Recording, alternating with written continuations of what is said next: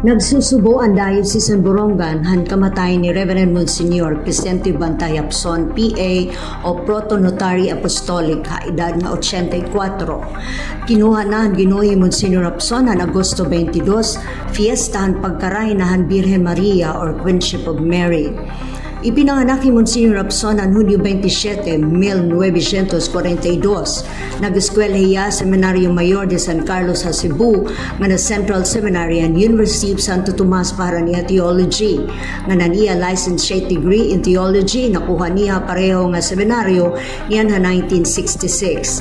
Na-ordain niya December 27, 1967, ngan ansyahan nga i-assignment kumupadi, naging assistant parish priest niya Nativity of Our Lady Parish ng Borongan ha 1967. Nagsunod-sunod ang iyang mga assignments haros kada katatapos ang nunong katuig nga termino.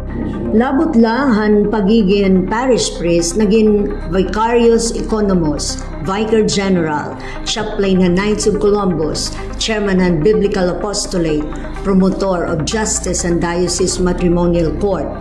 Nga nantis matapos ang niya termino como vicar general, gintagan niya sa tupapain honorary title nga Protonotary Apostolic, titulo nga ginahatag inusa nga padi pagkilalahan niya serbisyo sa simbahan.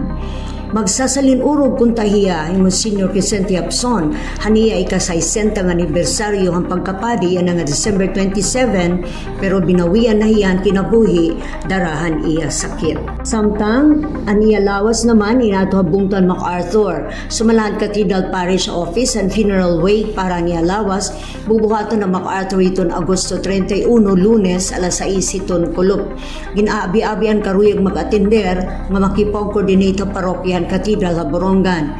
Igpapahimutang ang lawas ni Monsignor Vicente Apson hiton September 1, 1:30 hiton kulo. Tiga nga syudad ng Borongan, Santa Quitorio, Eastern Summer News Service.